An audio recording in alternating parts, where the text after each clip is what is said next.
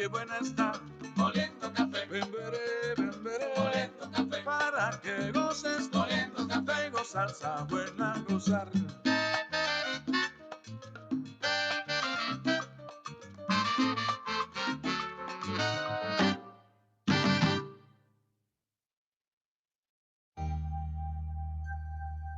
Si supieras, amor,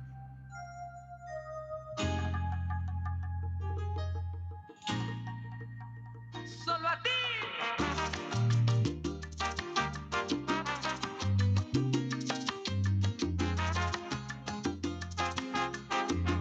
Te necesito, mi amor. Seguro que sí.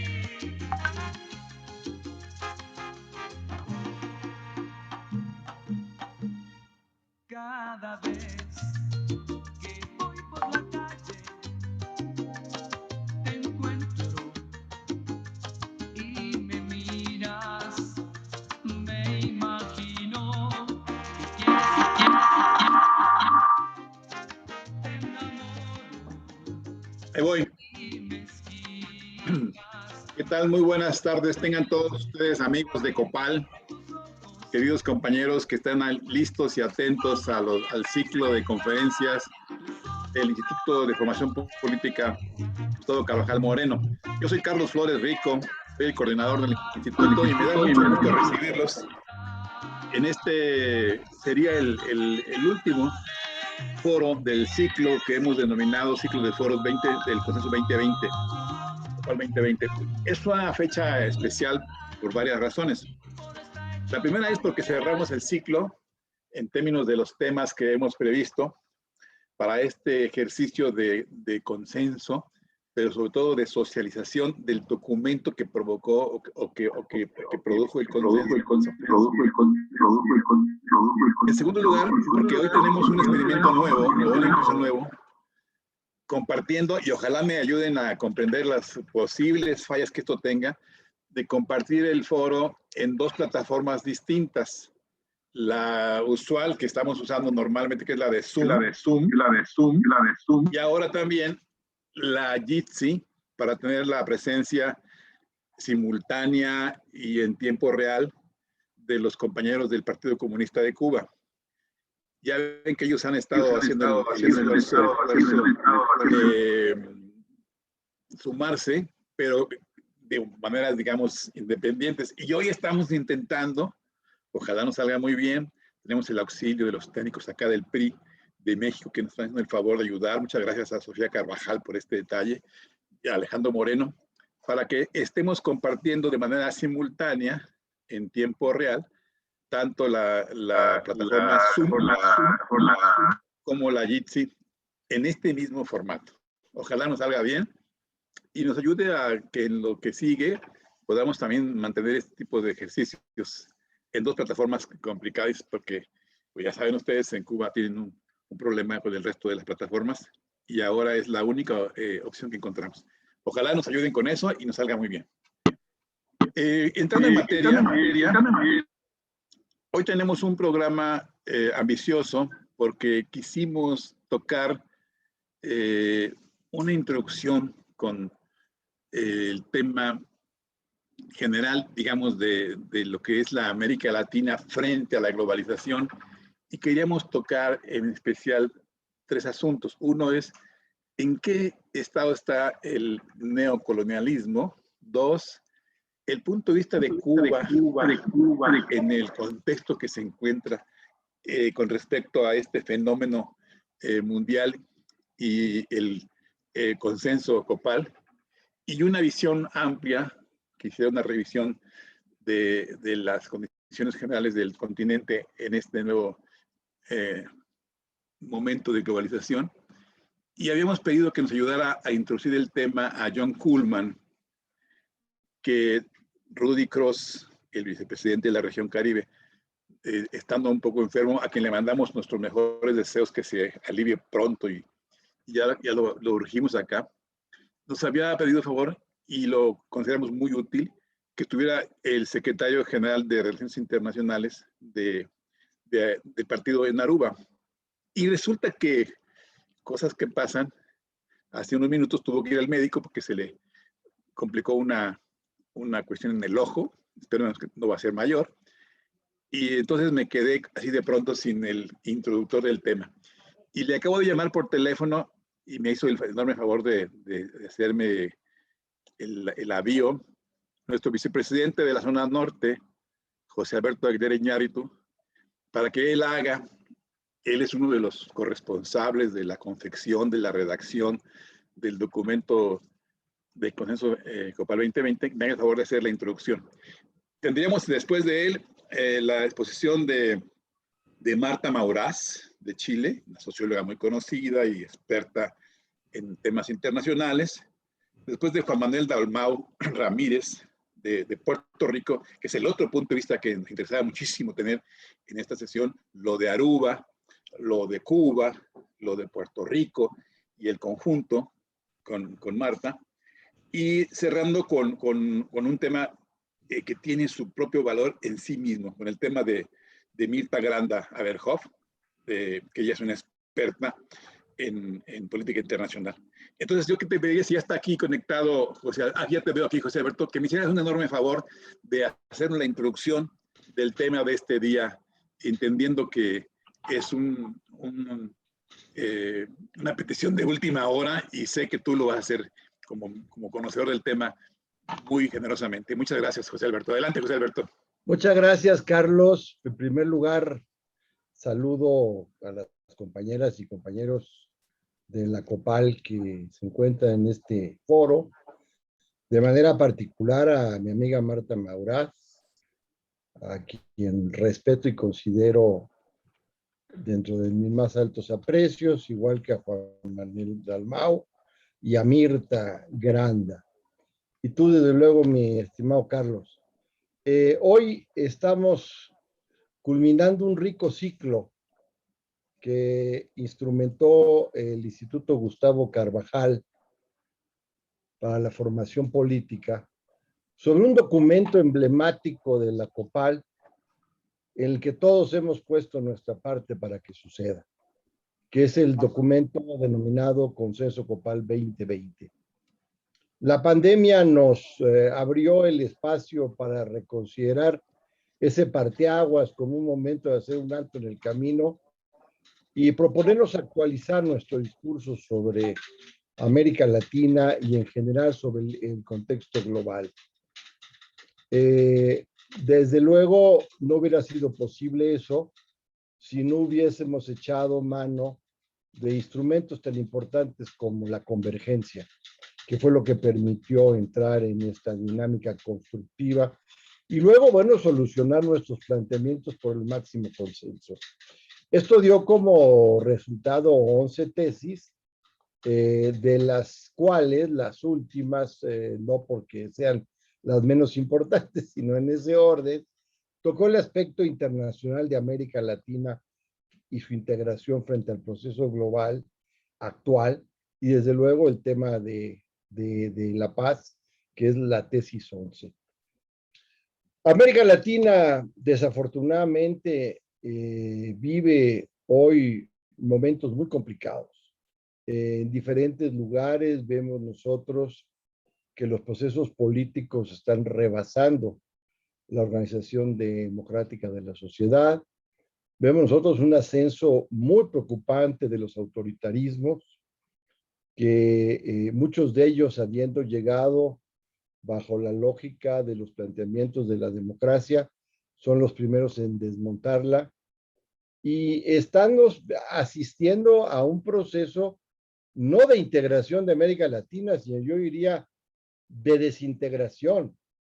Si de por sí la misma pandemia nos encontró con un proceso muy distante entre todos nosotros, en el que ni siquiera fuimos capaces de armonizar posiciones frente a la emergencia que la propia pandemia establece y de presentarnos como un conjunto de países que agrupados podían entrar en mejores procesos de negociación para efectos de las vacunas, de los laboratorios, en fin. Pues ahora estamos viendo con esta situación de de agotamiento de los esquemas de gobernabilidad de los consensos, que nos alejamos cada vez más. Y esto nos debe preocupar mucho. Marta Maurás ha hecho un trabajo muy importante con varias compañeras y compañeros en su comisión, donde está nuestro compañero Harold, sobre la integración de América Latina como el reto que tenemos en estos momentos, y además como una necesidad urgente si es que queremos nosotros participar de manera simétrica, decimos en el documento, en la conformación del nuevo orden global. Porque es evidente que en esta segunda década de este siglo se están reconformando los actores en un proceso muy diferente a lo que teníamos acostumbrados a ver. Lo cual implica tener otros miradores y otros procesos de entendimiento.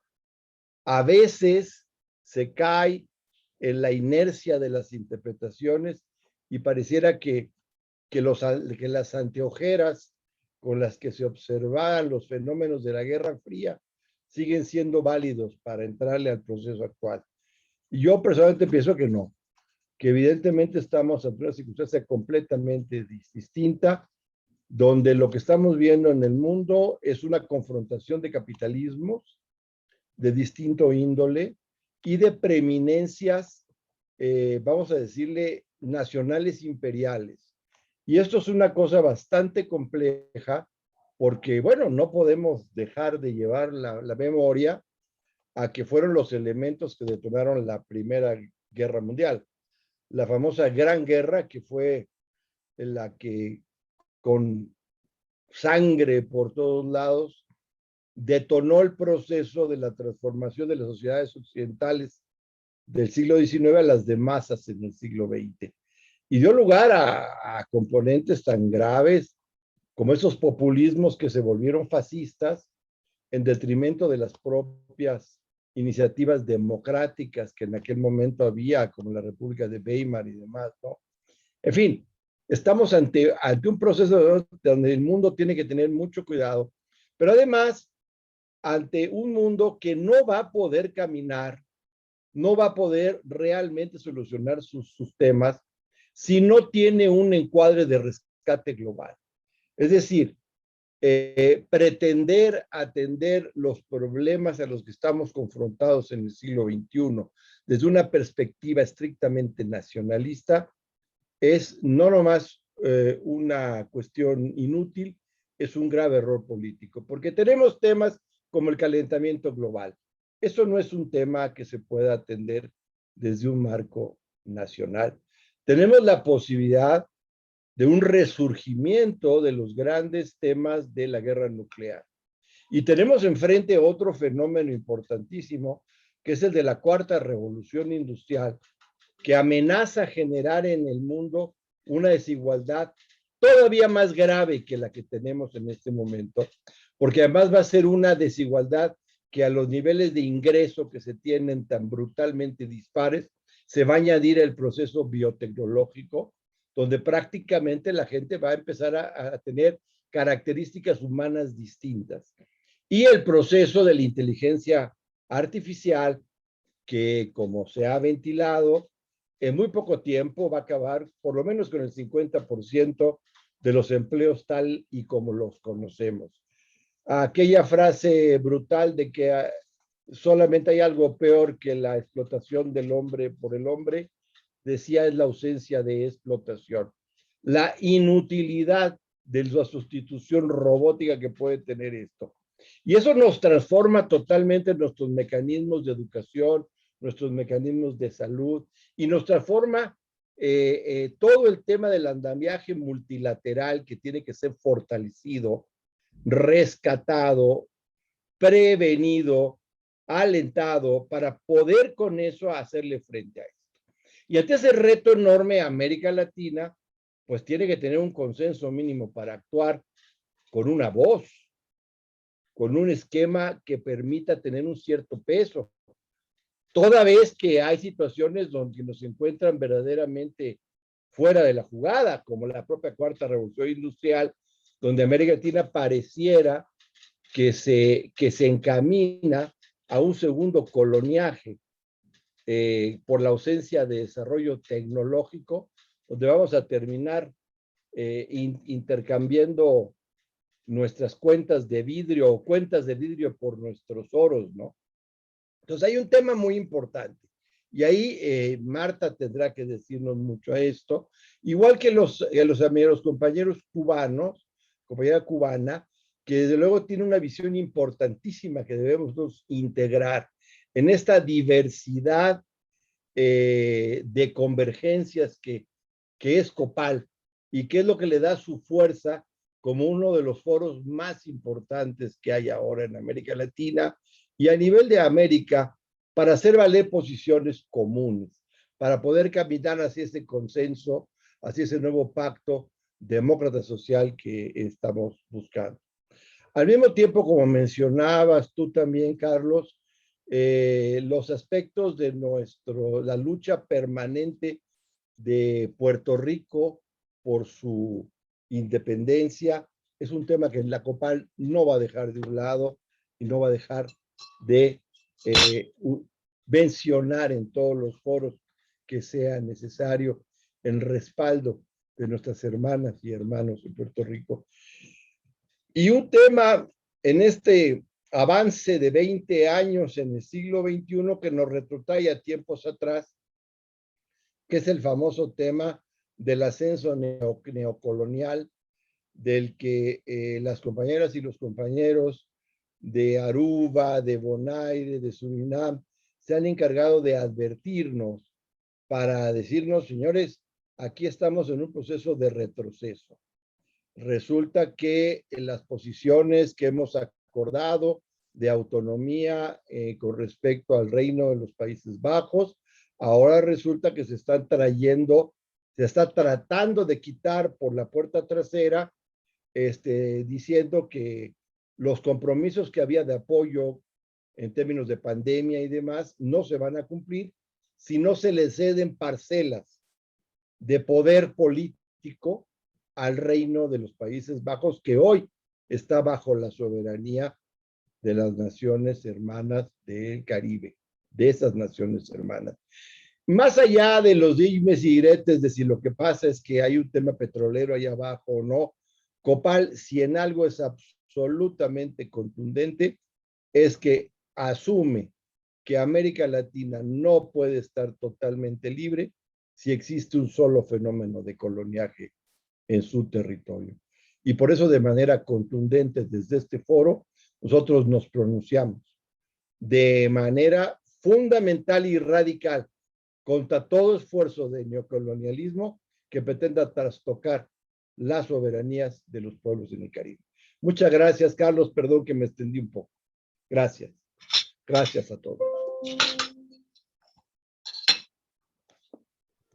El agradecimiento, José Alberto, es nuestro porque eres tan gentil y tan generoso de ayudarnos en este arranque de este cierre de los foros de Consenso COPAL 2020. Marta Mauras es socióloga, es analista internacional, es experta en derechos humanos, en política social, obviamente en diplomacia multilateral. Ella ha sido embajadora de su país, de Chile, en Ginebra, ante las Naciones Unidas. Y a los otros organismos que ahí también están. En la conferencia de desarme también, cuando tuve la oportunidad de ser elegida vicepresidenta del Consejo de Derechos Humanos, presidenta de la Organización Internacional de las Migraciones y presidenta del Consejo Directivo de UNTAD, entre otros encargos. Ella ha sido elegida también como experta independiente por la Conferencia de Estados parte al Comité Internacional de Derechos del Niño, donde fue inclusive vicepresidenta. Ella cuenta con una extensísima carrera en Naciones Unidas, prácticamente el último cuarto de siglo anterior y una buena parte de esta década inicial del siglo XXI. Ha estado en diversos continentes y bueno, en UNICEF, por supuesto, en la Secretaría General de ONU de Nueva York, en la CEPAL, donde inclusive allí estuvo ejerciendo su liderazgo, su dirección y gestión multicultural, y técnica para la planificación y cooperación para el desarrollo y emergencias humanistas.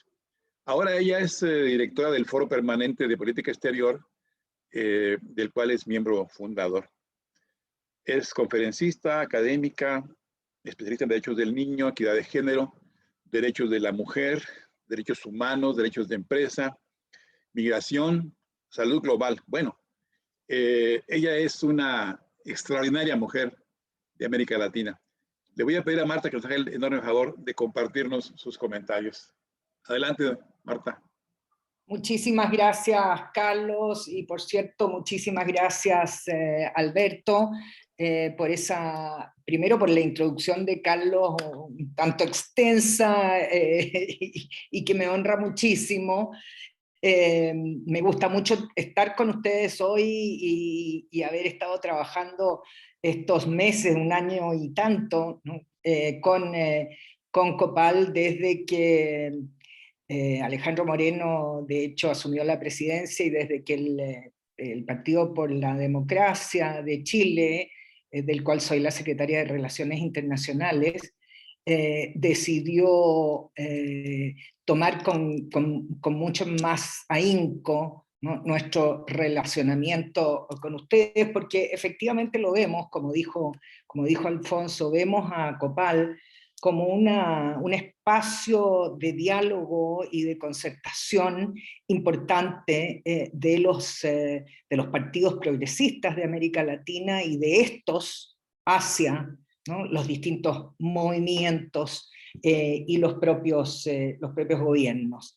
Creo que COPAL tiene una misión importante al frente de sí, dado justamente lo que Alberto señalaba respecto de la desintegración de América Latina, que la estamos viendo frente a nuestros ojos, así como si se nos estuviera cayendo un mazo de naipes, ¿no? COPAL me encargó que en esta última ocasión, en esta última conferencia, enmarcara un poco la conversación que va a ser más específica sobre el neocolonialismo. Yo no me voy a referir a ese tema, pero que enmarcara la situación mundial, el nuevo orden mundial, el multilateralismo y cómo se sitúa América Latina allí. Es muy vasto, evidentemente, y yo solo puedo dar pinceladas al respecto. Pero obviamente que hay que tomarlo, este tema, desde los dos ángulos que se señalan. El primero, que es el global, y el segundo, que es el de la región, desde América Latina. Desde el global, yo creo que las preguntas que hay que hacerse es: ¿en qué mundo estamos viviendo y en qué mundo viviremos? ¿Y cuáles son los temas globales de interés? Hay muchísimos temas globales, pero ¿cuáles son los temas globales de mayor interés en este momento para América Latina y el Caribe? ¿Y qué puede hacer América Latina al respecto? Colaborativamente, buscando consensos. ¿De qué agarrarnos? Sería la pregunta, ante la fragilidad de las instituciones políticas nacionales y de integración. Y allí entonces el papel de COPAL. La constatación sobre la situación mundial es simple, todos lo conocemos, la leemos todos los días en los diarios.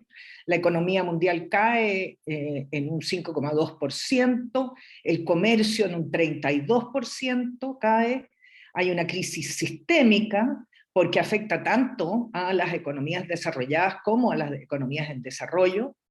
Es evidente que se requiere mayor cooperación internacional con acceso a financiamiento en condiciones favorables, y yo voy a hablar unos segunditos sobre el tema de las vacunas, que me parece que en este momento es el que quizás más ejemplifica esta cuestión. Eso desde el punto de vista del orden mundial que enfrentamos con una pandemia que no parece todavía darnos descanso. Es cierto que las vacunas se están produciendo, pero eso no quiere decir que la pandemia esté controlada en el mundo, y de hecho hay muchas regiones del mundo y países del mundo que están pasando por circunstancias realmente muy dramáticas.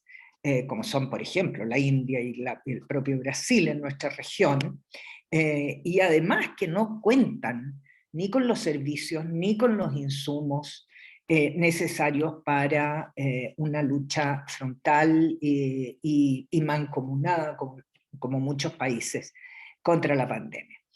Respecto de América Latina, yo diría la irrelevancia de América Latina es creciente. Francamente no tenemos voz.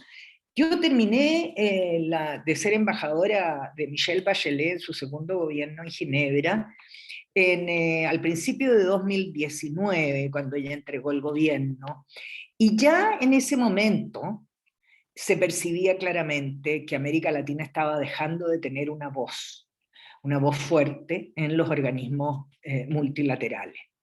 Pero eso se ha agudizado y con el desarme que se ha ido produciendo del andamiaje institucional de diálogo político y de concertación, por un lado, por otro lado, con las crecientes manifestaciones de molestia ciudadana, la creciente conciencia de que el modelo de producción que casi todos los países seguidos, nos ha llevado, quizás en algunos casos, como el caso de Chile, a algunas conquistas sociales muy importantes, como reducir a la mitad la pobreza, pero al mismo tiempo nos ha producido una desigualdad estructural de una magnitud que en Chile al menos nunca se había visto y que afecta al mundo entero, de hecho.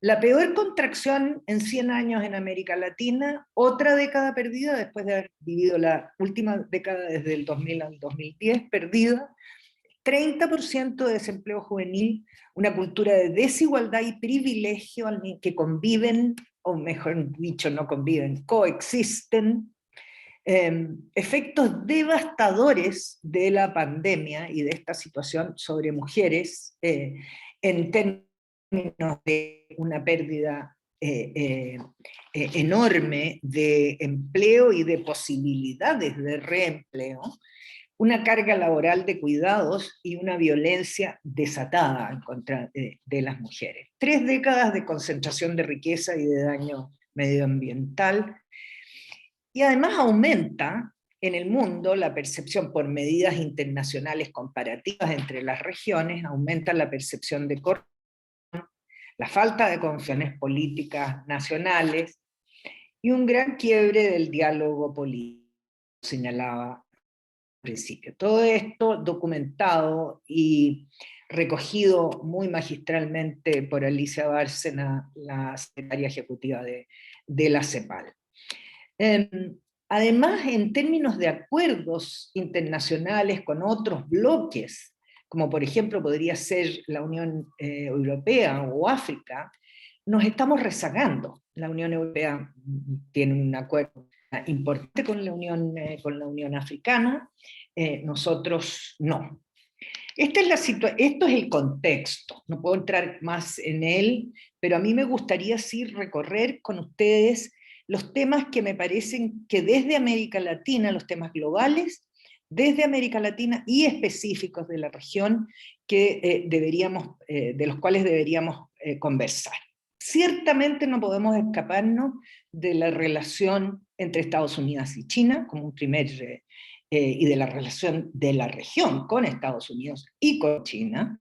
Un segundo tema que es cómo ubicarnos estratégicamente frente a esta situación geopolítica. Un tercer tema, yo diría muy importante en este momento, es el financiero internacional y el financiero regional. Y respecto de la integración, bueno, yo creo que lo que hay que hacer es quizás tratar de visitar cuáles serían los elementos que nos podrían volver a conversar siquiera sobre integración. Copal y Alejandro Moreno me han dado el honor de presidir una comisión sobre integración en la que estamos con Alfonso, y la verdad es que nos va a tocar un trabajo duro, Alfonso, para tratar de rearmar ese puzzle y tratar de hacer propuestas desde COPAL. Y en términos del desarrollo de la región, a mí me gustaría en particular dedicarle unos minutos a los peligros a la democracia y terminar de nuevo con los desafíos a COPAL. Estados Unidos y China. Quizás lo poco que se podría decir en este momento, con los minutos que tenemos, primero es tratar de entender cuáles son las narrativas que tienen cada uno, ¿no? Y del otro.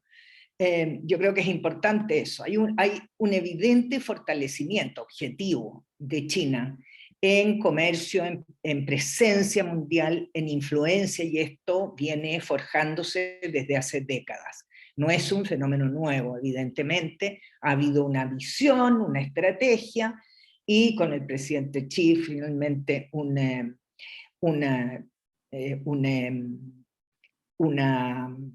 camino muy claro, ¿no?, de una estrategia de penetración mundial. La visión china sobre Estados Unidos es que Estados Unidos está en decadencia. Sin embargo, yo creo que hay que empezar a escuchar qué se dice desde China respecto de este Estados Unidos nuevo, que nació el 20 de enero, o renació el 20 de enero, y con un Biden en los primeros 100 días sumamente activo, y además muy, muy audaz, casi se podría decir, desde la política estadounidense. Estados Unidos a su vez ve a China como una amenaza, y una clara indicación es que forma el cuadrángulo, el Quad, como se llama, con India, Japón y Australia, para contrarrestar a China en el Indo-Pacífico. Lo que por supuesto molesta a China. Ahora, eso le significa, por otro lado, a los países del Pacífico, una situación diferente. Hay un movimiento, una conformación que allí se está haciendo, que los países de la Alianza del Pacífico en particular tenemos que prestarle atención. Pero la tesis dominante, y aquí me baso en Sergio Vitar, nuestro colega, Sergio Vitar, me baso en lo que Sergio llama la trilogía estratégica de estos países, de estos hegemones en realidad. Uno, la rivalidad geopolítica. O sea, la rivalidad geopolítica va a existir siempre. No va a desaparecer. La competencia tecnológica y económica tampoco, como segundo elemento.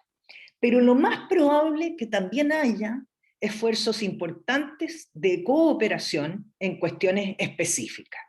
Sin duda, el medio ambiente, la salud, lo estamos viendo, el terrorismo, quizás las situaciones en el Medio Oriente y en otras partes del mundo, podemos ver que allí pueden producirse algunos acercamientos, al menos en términos de conversaciones. En el Consejo de Seguridad por ahora eso no se aprecia, pero yo creo que hay que observarlo con atención.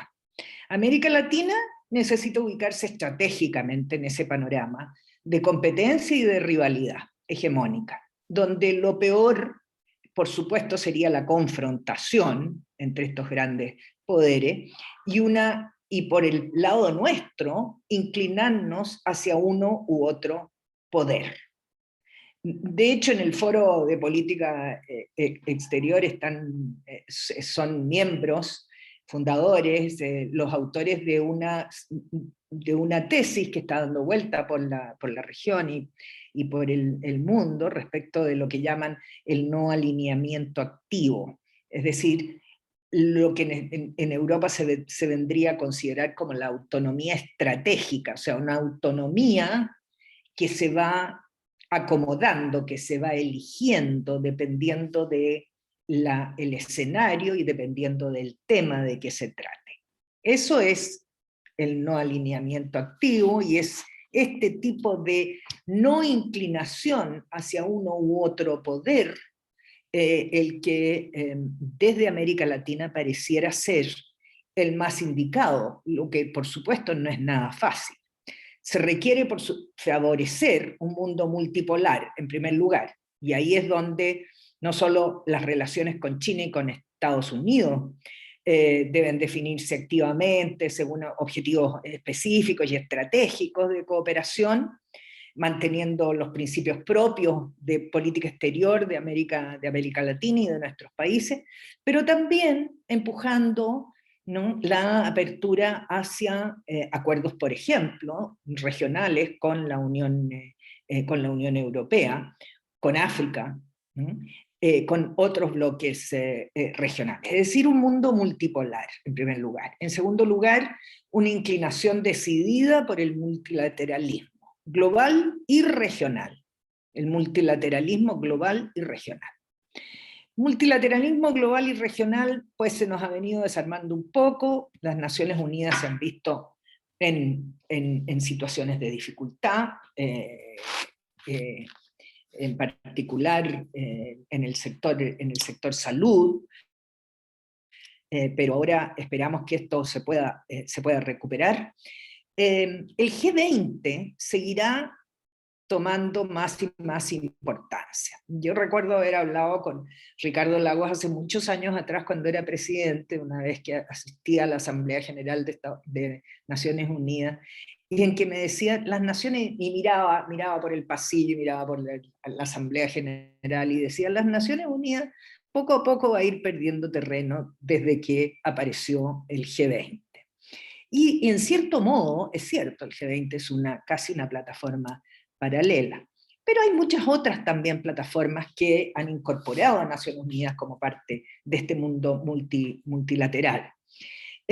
Ahora, el G20 tiene 3 actores de nuestra región, Argentina, Brasil y México, que son miembros, y que a medida que tome más y más importancia el G20, se verán forzados estos 3 países, cualquiera sea su situación específica nacional, se verán forzados a establecer alguna forma de cooperación y consulta entre sí, Argentina, Brasil y México, pero además también a establecer diálogos previos y posteriores con el resto de América Latina sobre temas específicos de que es necesario plantear en el seno del G20, comercio, salud, otros temas, ¿no?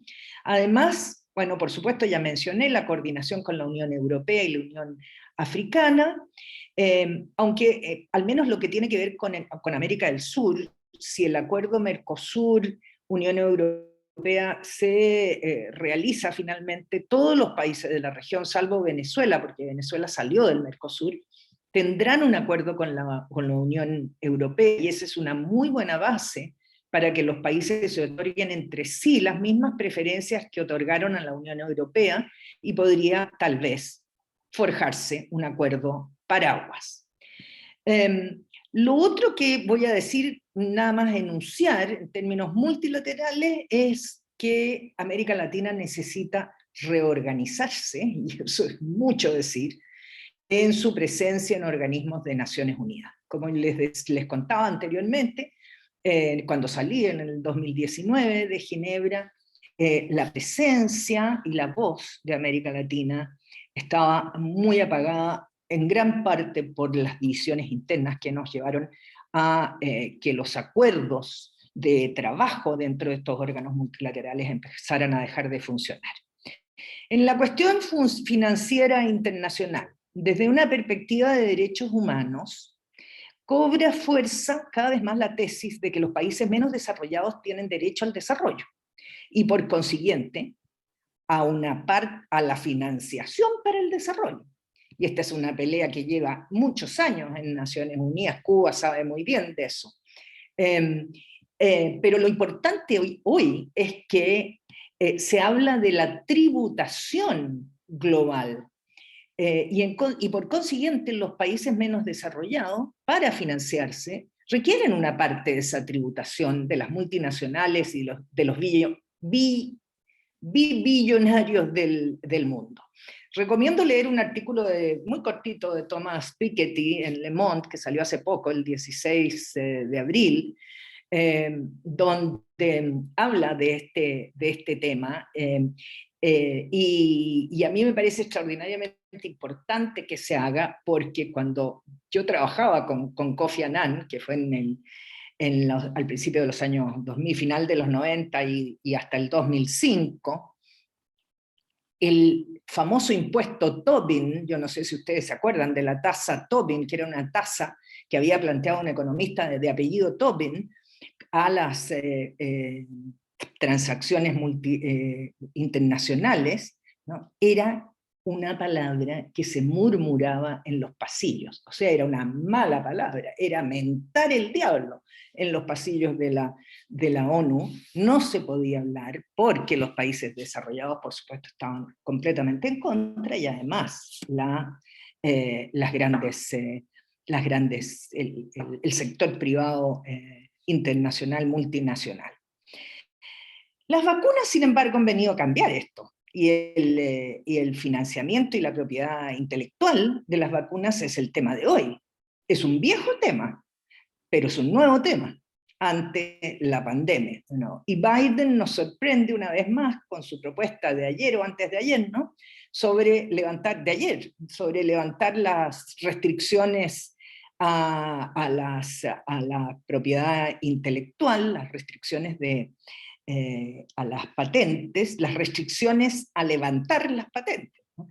para las vacunas contra el COVID-19. Es bien específica la propuesta de Biden, pero es muy interesante, y tiene al mundo privado en ascuas en este momento. Ahora, sabemos que la capacidad productiva de India y de Sudáfrica ya es muy importante en fármacos y también en vacunas, y que muchos países pueden producir otros insumos médicos, luego de que estos mismos India y Sudáfrica lideraran una movilización de países que ganó en la OMC precisamente el levantamiento de las licencias contra la oposición de los países en desarrollo.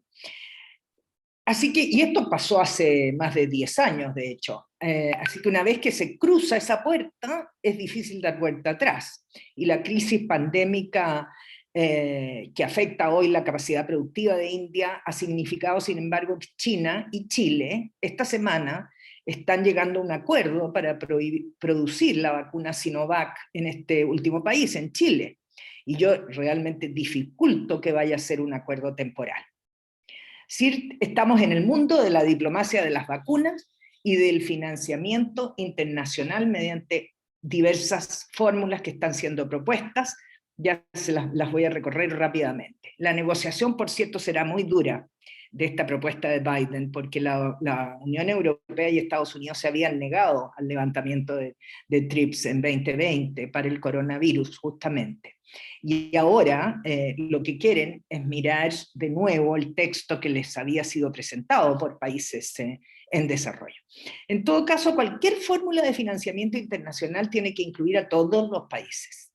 Un criterio que cumple la tasa global mínima y progresiva que propuso Biden hace unos 20 días, una cosa así, de un 21% sobre las altas rentas y patrimonio a ser distribuido según la población de cada país.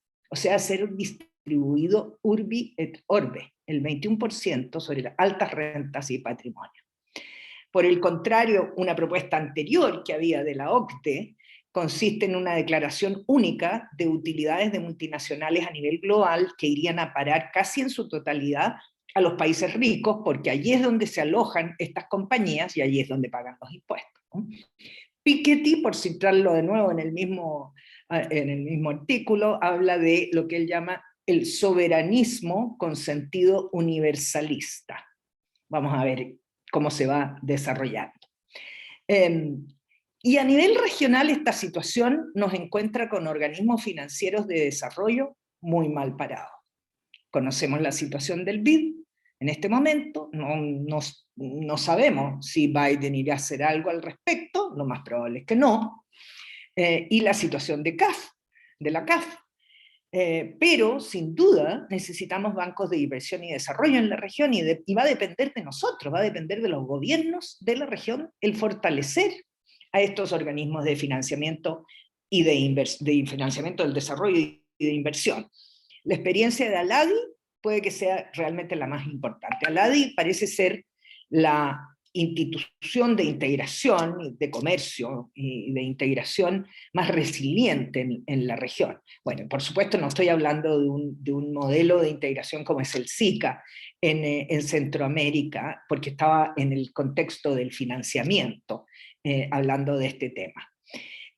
Aquí yo creo que hay harto trabajo y la COPAL puede cumplir un papel de enlace muy importante para que podamos volver a tener los organismos de financiamiento en la región y su colaboración con los organismos de financiamiento internacionales que necesitamos en esta región si es que vamos a avanzar hacia un desarrollo sostenible, un nuevo modelo de producción, y una serie de planes que por lo demás recogió muy bien COPAL en su informe. En el tema de integración o desintegración, como decía Alfonso, cualquier proceso integracionista puedo asegurarles que va a tener que tener involucrada a la sociedad civil regional. O sea, los organismos de gobierno vamos a tener que buscar los espacios en que los partidos políticos, las ONGs, los centros de pensamiento, los empresarios organizados, los académicos, la ciencia, ¿no?, puedan participar. Y a mí me parece que ese es un espacio que debemos estudiar mejor, ver cuáles son las mejores experiencias nacionales de participación ciudadana y de las organizaciones de la sociedad civil en procesos de diálogo y de concertación. Ahí yo creo que COPAL también puede jugar un rol relevante, lo mismo que centros de pensamiento como el Foro de Política Exterior al que pertenezco. Sin embargo, una sola palabra de preocupación, y es que para ello, para poder tener procesos de integración verdaderos en América Latina, necesitamos un Brasil muy proactivo, y Brasil, por lo que podemos ver, todavía está muy inmerso en sí mismo. Quizás en términos de colaboración, los temas centrales pueden ser medioambiental, lo digital, ciertamente lo digital, ya se habla de los derechos de la conectividad, de la posibilidad de redes interpaíses digitales. Y todo esto, el paraguas, el gran contexto de este tipo de propuestas de colaboración y cooperación entre países es la Agenda 2030, tanto a nivel global como regional. Por volver un minuto a la producción y comercialización de vacunas, este puede ser también un tema de colaboración intrarregional. Para ello, sin embargo, de nuevo, una alerta, la OPE, yo soy miembro del Programa de Salud Global de la Universidad de Chile, y vemos con un poco de alarma que la OPS, la Organización Panamericana de la Salud, pareciera necesitar un poco de refuerzo y de más energía. Van a surgir cuestiones como los data centers por todos lados, ya hablé del derecho a la conectividad, las redes eléctricas interpaíses, sistemas de salud públicos de calidad que se puedan ir homogenizando, la homologación de títulos universitarios, eso existe como una antigua aspiración, pero también la currícula de educación básica. Es decir, hay mucho tema que se puede y debe tratar interpaís, sobre todo entre países vecinos, por cierto. Y un par de detalles, grandes detalles respecto del tema de la integración. Primero, la política internacional sobre Venezuela. No existe una política ni internacional ni regional concertada sobre Venezuela. Argentina salió del Grupo de Lima, Chile salió del Grupo de Contacto, quizás la COPAL podría cooperar y apoyar el levantamiento de sanciones. Ciertamente las sanciones son un insulto, ¿no? Y las sanciones a Cuba, ciertamente, en el medio de América Latina, y quizás como podría ser un primer paso para un diálogo entre las oposiciones y Maduro, y con la administración Biden. Yo creo, por lo que hemos podido captar de nuestros amigos, es que el proceso de Oslo parece estar de nuevo encaminado, bien encaminado, y por cierto,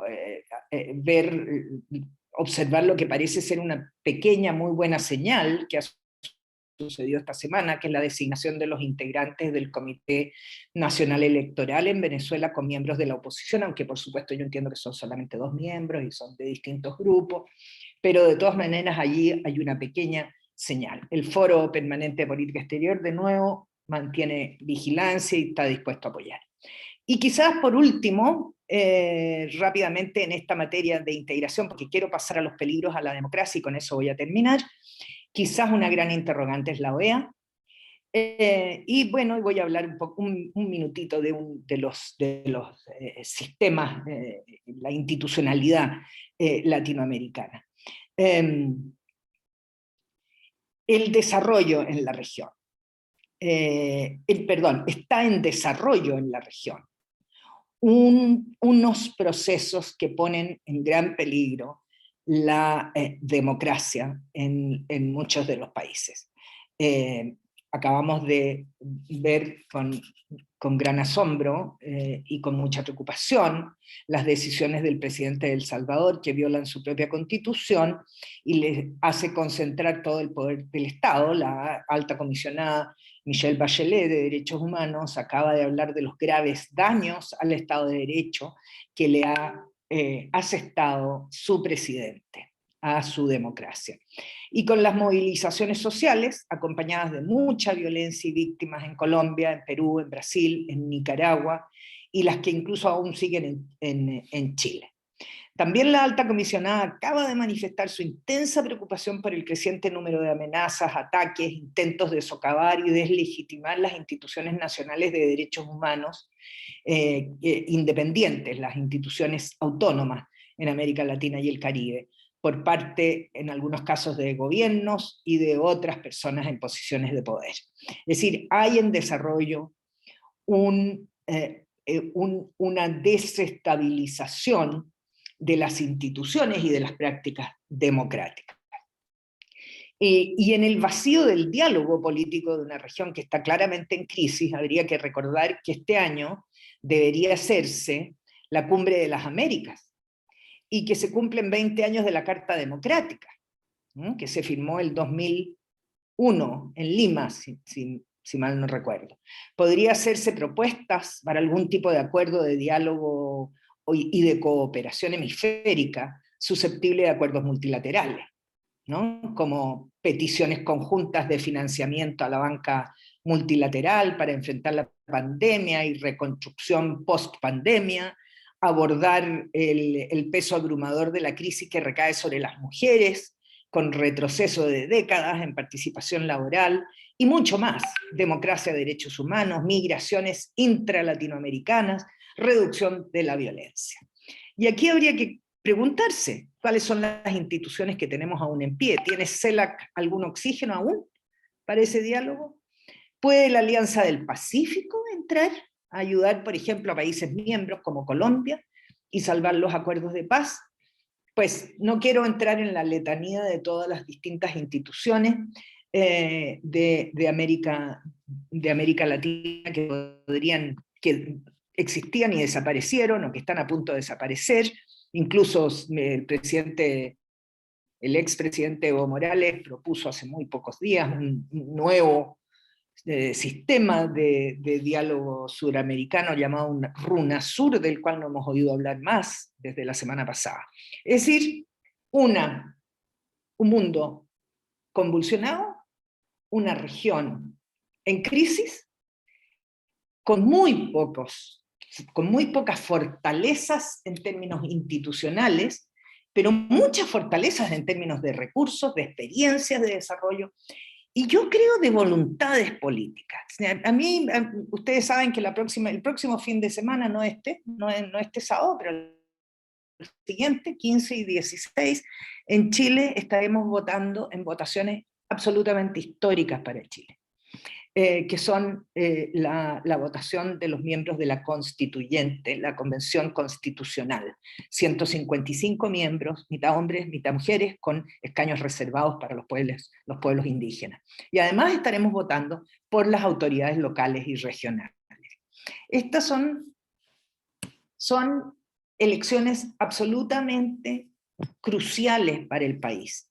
Y a mí no me cabe ninguna duda que a pesar de la pandemia y de las restricciones en que estamos viviendo en este momento casi el 90% del país, vamos a acudir a las urnas. Porque esa es una fortaleza. Tenemos eso y en nuestra impronta.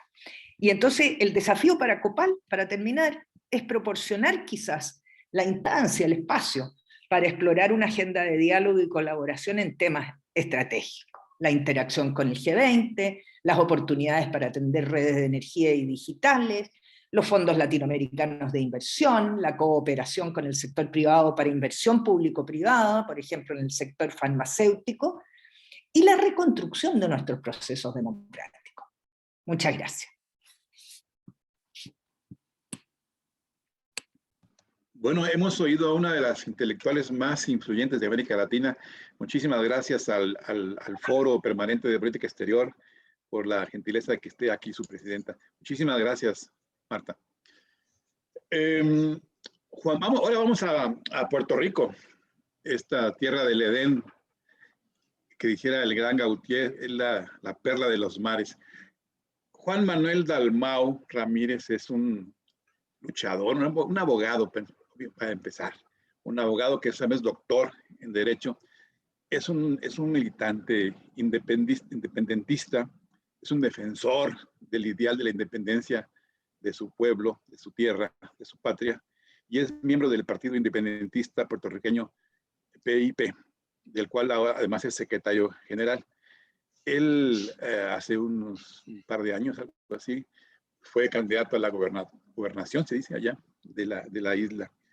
Él también es un hombre que ha luchado en la trinchera, inclusive, él me corregirá, fue inclusive detenido unos días, creo que 30, en una especie de reacción contra sus expresiones más sentidas, él y una centena de militantes del Partido Independentista.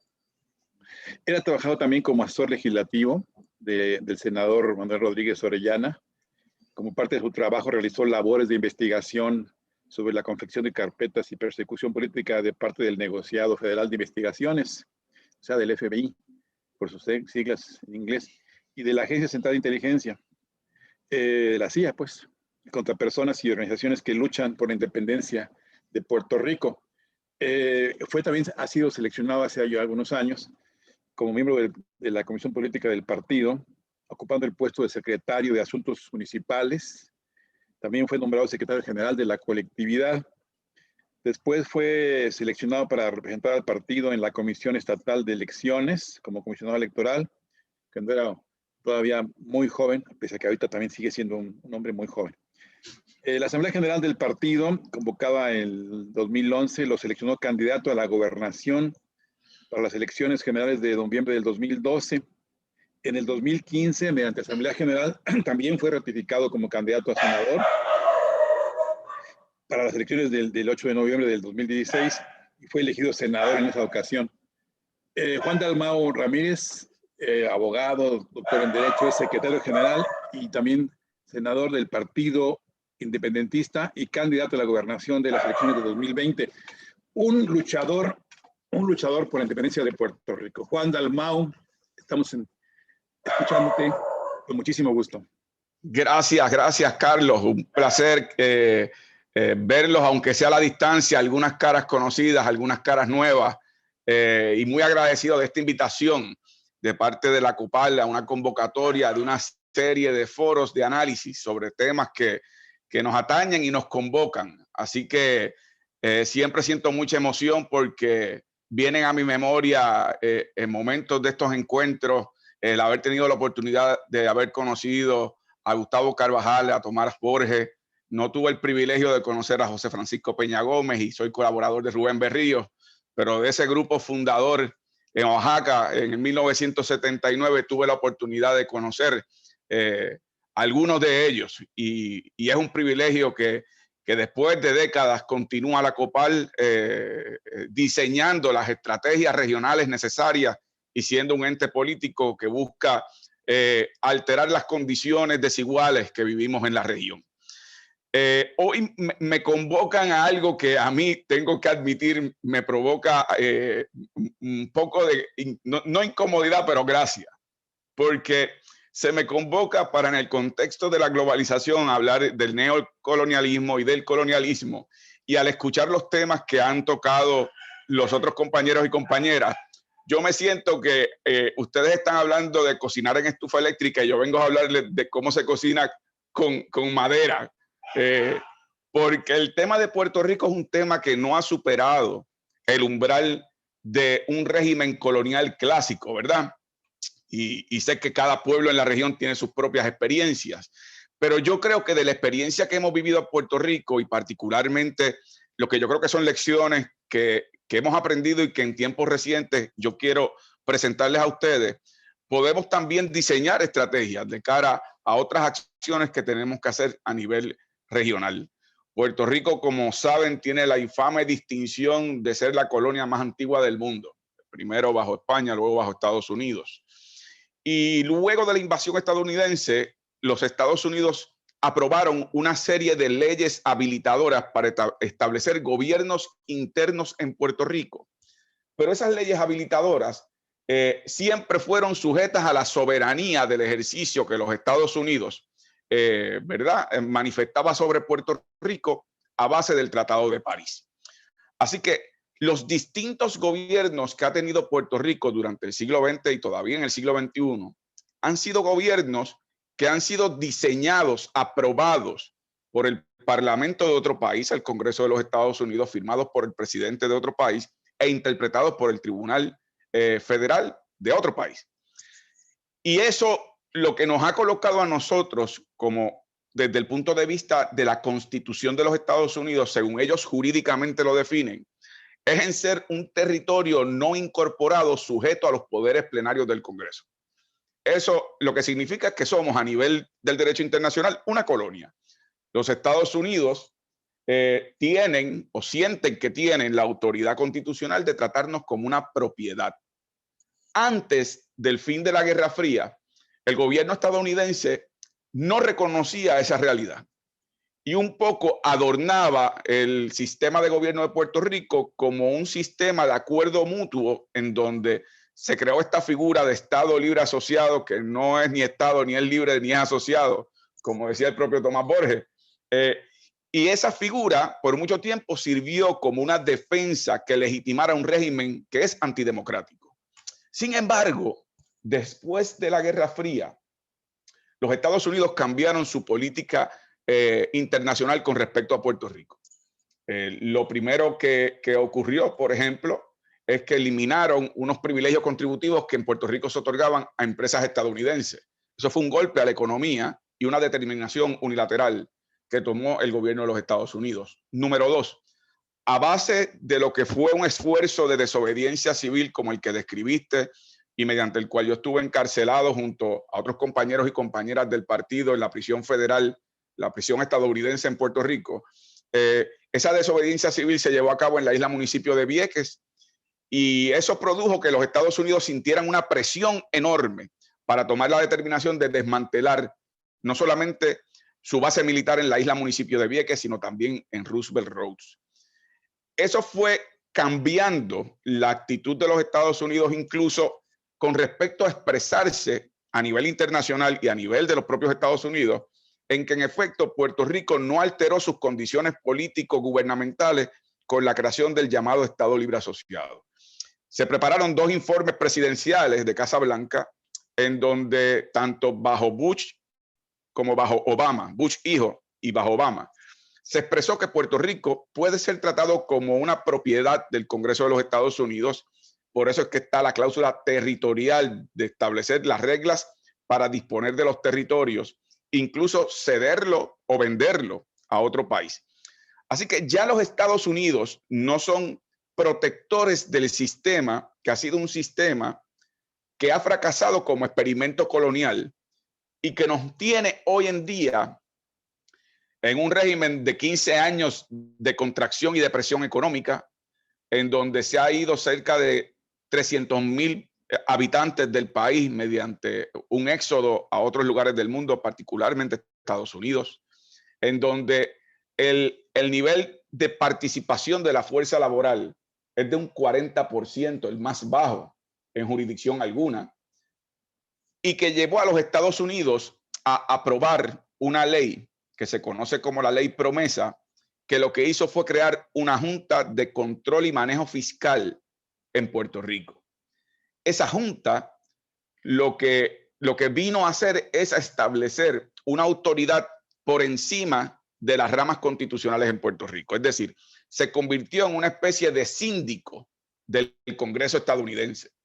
Y por lo tanto, en estos momentos, yo el cuatrenio pasado fui senador, ahora la senadora volvió a ser María de Lourdes Santiago y el representante Denis Márquez del partido. En estos momentos, aun si en Puerto Rico las ramas legislativas y el gobernador firmaran una ley, la Junta tiene la autoridad de dejarla sin efecto.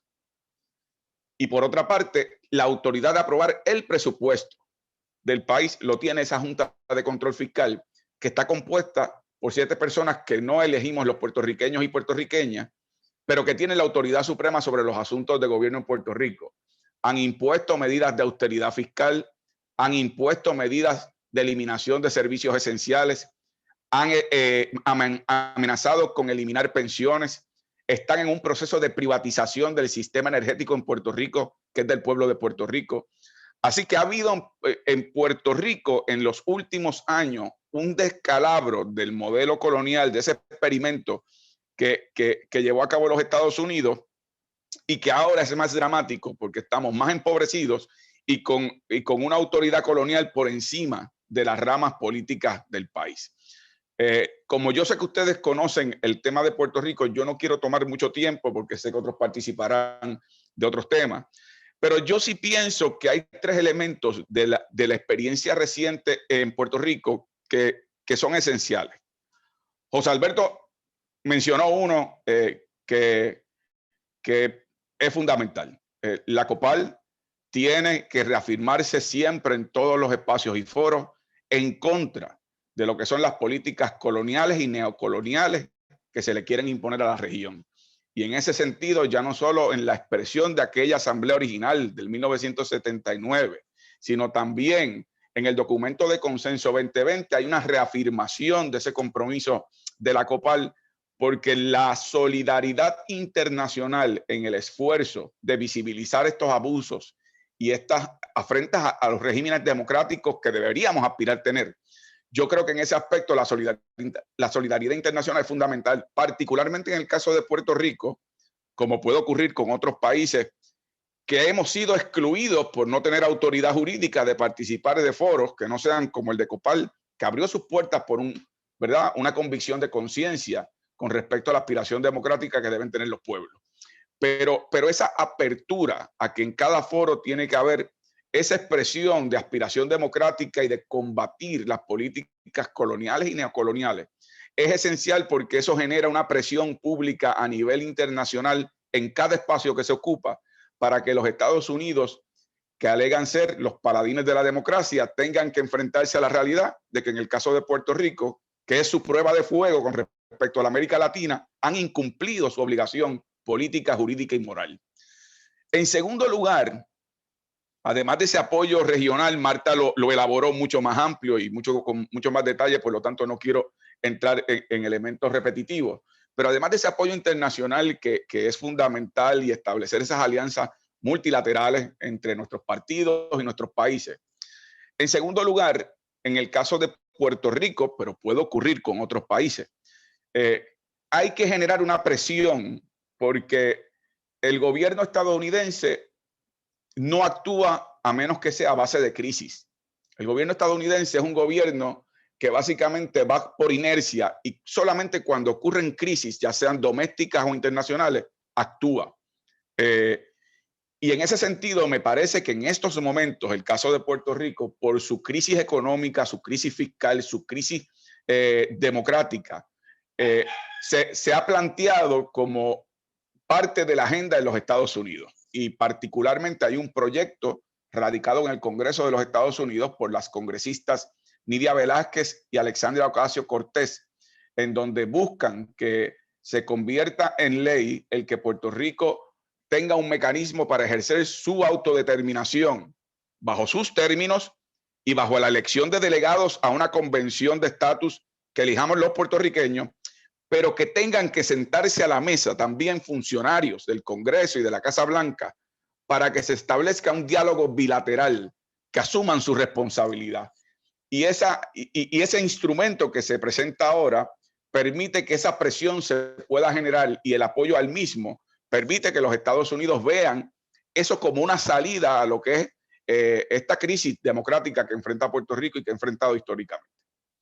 El tercer elemento, además de la solidaridad internacional, y en el caso de los países que ejercen autoridad colonial y neocolonial, generar la presión.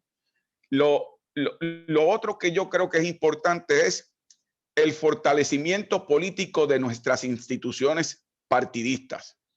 Una de las cosas que ocurrió en esta pasada elección, que yo fui el candidato a la gobernación en noviembre del 2020, que el Partido Independentista logró un aumento de hasta un 14% de apoyo electoral en Puerto Rico. Eso nunca se había visto desde que el Partido Independentista puertorriqueño se fundó. De hecho, en las últimas 4 elecciones, el Partido Independentista estaba obteniendo 2% del apoyo electoral. Tuvimos un crecimiento de 7 veces, cosa que no ha ocurrido nunca en la historia política de Puerto Rico con un partido político existente. Nuestra legisladora salió en la primera posición como senadora por acumulación, María de Lourdes Santiago, Denis Márquez también. Y en las candidaturas locales y regionales tuvimos un aumento significativo, logrando incluso apoyos de un 20%, de un 18% en ciudades grandes. Partidos que han gobernado históricamente a Puerto Rico como parte de un sistema bipartidista obtuvieron los números más bajos en la historia. Un 31%, un 32%, el que obtuvo la certificación como gobernación. Así que ese trabajo organizativo también permite que en los Estados Unidos tengan que ver que ese fortalecimiento político va de la mano con un reclamo de país. Y eso representa para nosotros como partido un reto enorme, porque tenemos que construir sobre esa plataforma para aumentar aún más ese apoyo. Pero la transformación política electoral que ha ocurrido se ha fundamentado en una narrativa, en un mensaje, en un discurso accesible al país ante necesidades muy reales, y además con propuestas puntuales que las personas, aún sin ser independentistas, porque el Partido Independentista tiene como ideal la consecución de la independencia, apoyaron la propuesta independentista y fortalecieron electoralmente la propuesta hecha por nosotros. Así que yo quería darles un resumen de cómo se encuentra, ¿verdad?, las circunstancias en Puerto Rico, pero más que todo dentro de lo que ha sido, bueno, primero la solidaridad de COPAL históricamente, de compañeros y compañeras que estoy viendo aquí, y que algunos ya no están, pero su ejemplo queda. Tiene que mantenerse y fortalecerse. Número 2, ese tema de presionar para que Estados Unidos se vea forzado a asumir posiciones. Marta mencionaba cómo se sienta en la mesa Biden para bregar unos asuntos de crisis regionales y de países de nuestra región. Eso es parte de una presión política que hay que ejercer como bloque. Y en tercer lugar, pues obviamente el fortalecimiento de cada una de nuestras instituciones, porque después de todo, eso es lo que nos va a permitir avanzar y lograr nuestros objetivos. Así que quiero agradecerles nuevamente esta oportunidad, y francamente me alegra mucho que haya podido verlos, aunque sea a la distancia. Muchísimas gracias, abogado, doctor. No sabes qué enorme satisfacción escucharlos y saber que están luchando y que no tienen ustedes jamás la idea de rendirse. Así es, gracias a usted, gracias a usted. Muy bien, pues leo en el chat: Malvinas, Islas George, Islas Sandwich, Aruba, Venezuela, Puerto Rico. Vamos a Cuba, donde estamos en una experiencia especial para tener una plataforma compartida y poder escuchar la voz de esa isla. Mirta Granda Aberhoff es directora de Asuntos Políticos Multilaterales del Ministerio de Relaciones Exteriores de la República de Cuba. Ella también es coordinadora nacional de la Cumbre Iberoamericana y coordinadora nacional adjunta de la CELAC. Tiene una enorme experiencia en temas multilaterales y regionales. Ha participado en importantes cumbres y reuniones de alto nivel. Entre ellas vamos a citar cumbres iberoamericanas de jefes de Estado y de Gobierno, cumbres del Movimiento de Países No Alineados, cumbres de CELAC, del ALBA también, CARICOM, AEC y otros foros. Ha participado en todos los pedidos de sesiones de Naciones Unidas desde 2001, en sesiones del Comité Encargado de las Organizaciones No Gubernamentales, en conferencias generales de UNESCO, en sesiones del Consejo de Derechos Humanos, entre otros. Ha disertado sobre asuntos multilaterales y otros tópicos internacionales en seminarios, talleres y conferencias. Además, ha cursado varios estudios de posgrado en temáticas relacionadas con política internacional, pero más que todo ella es cubana. Vamos a escuchar a Mirta Granda. ¿Tienes la palabra, Mirta? Muchas gracias. Un gran placer estar aquí con ustedes y haber recibido la invitación de la COPAI para compartir con ustedes algunas experiencias del ámbito multilateral.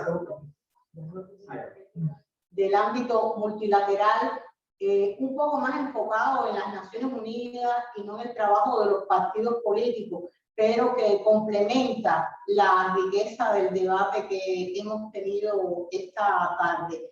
Permítame comenzar agradeciendo a la conferencia y a su presidente la carta enviada al presidente de los Estados Unidos, Joe Biden, el 9 de febrero, solicitando poner fin al bloqueo contra mi país y a la eliminación de Cuba de la lista de estados patrocinadores del terrorismo, una acción de último minuto de la anterior administración. En cuanto al bloqueo, me he esperado confirmarles que Cuba va a presentar el 23 de junio la resolución tradicional en la Asamblea General de las Naciones Unidas, necesidad de poner fin al bloqueo económico, comercial y financiero de los Estados Unidos de América contra Cuba. Estamos seguros que en esta ocasión contaremos con el apoyo mayoritario de la comunidad internacional, como ha sido la práctica. Bueno, se me ha solicitado hablar de multilateralismo y quería empezar diciéndoles que el multilateralismo es el término que usa las relaciones internacionales para hablar del trabajo mancomunado de varios países para lograr un objetivo común, promover una causa, lograr algunas metas. Diría además que el multilateralismo es la base del sistema internacional y del trabajo en los organismos internacionales como las Naciones Unidas, sus agencias y lo que se llama Sistema de las Naciones Unidas, que agrupa todos los organismos internacionales bajo la sombrilla de la ONU.